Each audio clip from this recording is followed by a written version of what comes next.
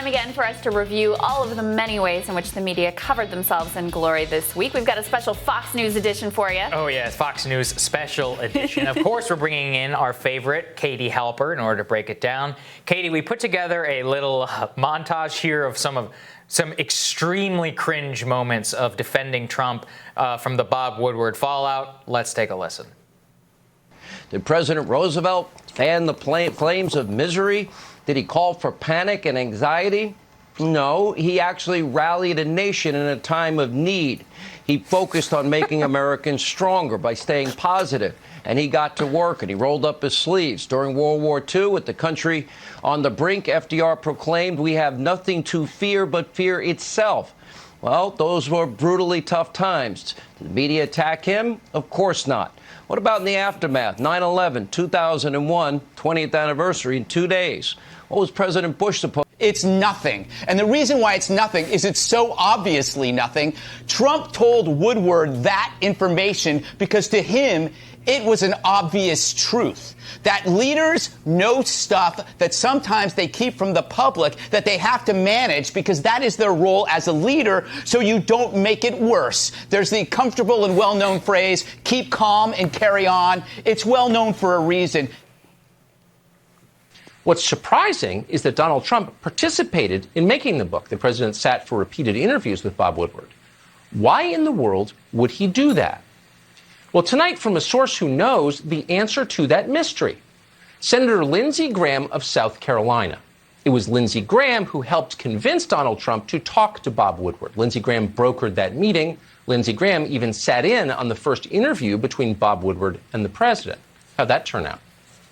Now, remember, Lindsey Graham is supposed to be a Republican, so why would he do something like that? You'd have to ask him. But keep in mind that Lindsey Graham has passionately opposed, virtually every major policy initiative that Donald Trump articulated when he first ran, from ending illegal immigration to pulling back from pointless wars to maintaining law and order at home. Lindsey Graham was against all of that more than many Democrats. So, Katie, I mean, what you just saw there was, I mean, the Tucker one pains me in particular because, look, Trump is an adult and he called Bob Woodward 18 times. 18 times. He knew exactly what he was doing. I know. Yeah. Well, Go ahead. Just go off. Well, way to deny, not that Tucker really or his fans or supporters speak in this language, but it is kind of funny to think about how much he's denying Trump his agency. Right. I think it's a fair point. Yeah. Like he's really infantilizing him and like making him look like an idiot who got played by Lindsey Graham. But, you know, one of my favorite pieces from that montage is there's so many to choose from. But Hannity talking about Bush, like Bush was rightfully criticized for not doing enough before 9/11 to prevent it. And that's exactly the problem. Like he ignored, the daily presidential briefing. I mean, whether or not you agree with that, certainly the argument could be made that it's this type of thing that was not okay. And that's really actually is a good parallel for the Trump thing in that if you're downplaying the risk of something and you're not combating it sufficiently, that's very different from the way you're responding to something that you don't have control over. And this is an example of, Trump's actions obviously had an effect. And the fact that he said out loud and on the record that he was downplaying this is pretty significant. And also, like Hannity, was FDR criticized by the media? Yes, they hated him. So that's another. Right. Also, by the way, that's actually a great point. I thought the Gutfeld one was really unhinged. It was sort of brazen. He's like, leaders are supposed to keep things from the American people.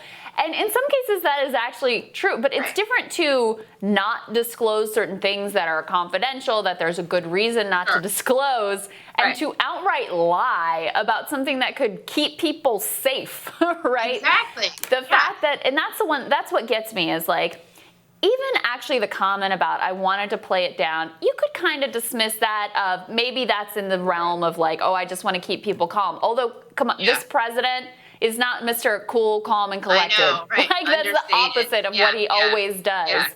But the fact that he had these specific details about it's airborne, about we know that it's worse than the flu, it's deadly. I also thought it was funny the way he was like praising President Xi of China and like, oh, they're going to have it under control, no problem. And then he's selling the polar opposite thing to the American public. Like, that is not remotely just, I'm trying to keep people calm. That is outright misleading, lying to American people. That's exactly the problem, right? Is keep calm and carry on. The whole point is you could try to like get people to keep calm, but you don't want them to carry on because there are certain things that they needed to do, right? If Trump had been trying to calm people down, but also had been wearing a mask, telling people, don't freak out, but you should do these things, that's one thing.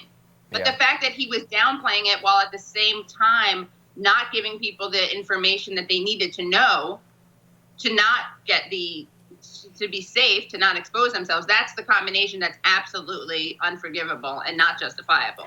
I thought it was interesting, too, because we played here as well Brett Baer, who actually went after Trump campaign spokesperson Tim Murtaugh for trying to spin it in this way. And so there was kind of an interesting little bit of a divide in Fox News of the people who are just willing to be completely shameless like a Sean Hannity and those who are willing to allow a little bit of reality to penetrate here. Yeah, and I think that we saw that split. And then another interesting thing that we saw was like liberals who hate Trump. This is great. I mean, this is one of those times where not unlike all these other things that we talk about in the show, you know, the walls are closing in over this, that, and it doesn't ever happen. This actually is something that the boy who cried wolf thing is harming because this should be standing out more than it is. But because there's so much hyperbole and hysteria over things that aren't important as opposed to this. But people are talking about it. But what's interesting is watching people kind of lose their minds because Woodward is a hero to them and they can't, like, they're trying to make excuses for him not revealing it until his book came out, which I would say is very opportunistic. And people are like, well, he had to check the source. Like, no, and I know you had Sirota on, like, it's newsworthy that he himself said he was downplaying it. Like, you don't have to get all the information about the numbers. Mm-hmm. Yeah, I mean, just the whole thing was unbelievable to see. And look, it's like you said, he knew what he was doing. He should pay I think he should pay a political price for it, and has deserved to since February. I've actually long said here that if he loses, I think it will be because of downplaying the virus in February. That's just the one thing a lot of people can't forgive. Yeah, I know, it's understandable. But it's this whole, the thing about Woodward, how he needs to check his sources just occurred to me. It's like, if Trump had said, I'm downplaying racism, or I'm downplaying white supremacy among my base, no one would have been like, well, I have to find out the exact rates of white supremacy among his base before I can report on this. Right. Yeah. It's kind of it's not that relevant. Yeah. He clearly wanted to hold it for the book sales. I mean, it's just that is the reality here. Katie, so great to have you as always. Thank you, Katie. Thanks. Oh, and then the silence about Assange. That's another thing. That's pretty shameful, but we covered it here. We had Glenn on to talk about the story and the silence as well. Great to have you, Katie. Have a good weekend. Thanks. You too. We'll have more Rising for you after this.